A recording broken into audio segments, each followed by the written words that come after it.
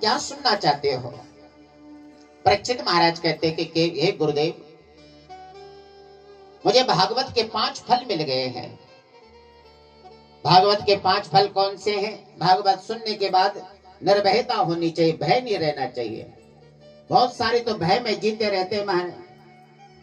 बहुत सारों को भूत प्रेत कोई किसी न किसी प्रकार का भय सताता रहता है, लेकिन भागवत का श्रवण करने से निर्भयता प्रदान हो जाती है। फिर संदेह नहीं रहता है और नहीं रहना चाहिए। जो कर दिया भगवान को अर्पण कर दिया है।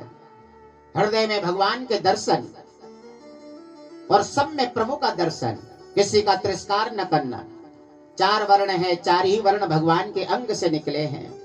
ब्राह्मण मुख से, क्षत्रिय बाहु से, वैश्य उर्भाग से, पदभ्याम गुंग शूद्रो अजायत, हरिजन पांव से निकला है।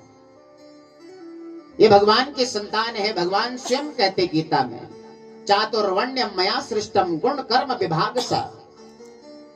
इनके गुण कर्म के अनुसार इन्हें हमने कार्य दिया है, इसलिए भगवान के दर पे छुआछूत नहीं। 4 ही वर्ण को अधिकार है पूजा पाठ इत्यादि करने का। महाराज संसार में लोग छुआछूत करते हैं और इस प्रकार से भ्रमित रहते हैं। हमें ये सोच के चलना चाहिए कि हम सनातनी हैं, अपने सनातन को आगे बढ़ाना है तो आपसे छुआछूत को मिटा करके भगवान की भक्ति करनी पड़ेगी। सबरी तो कौन से ऊंची जाति की थी महाराज, निषाद की कन्या, जंगल पहाड़ों में रहने वाले, ऐसी भक्ति की कि भगवान को उसकी कुटिया में स्वयं जाना पड़ा। विदुर महाराज दासी के पुत्र हैं, भगवान को यहाँ जाकर साग भाजी खाते हैं। इसलिए हमारे शास्त्र में कहीं भी छुआछूत नहीं है।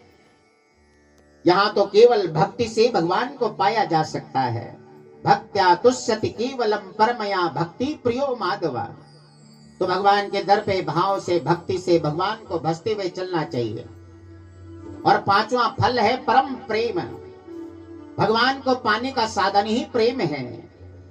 हरि व्यापक सर्वत्र समान, हरि व्यापक सर्वत्र समान, प्रेम ते प्रकट होहि में जाना, प्रेम ते प्रकट होहि में जाना। तो परम प्रेम ये 5वां फल है।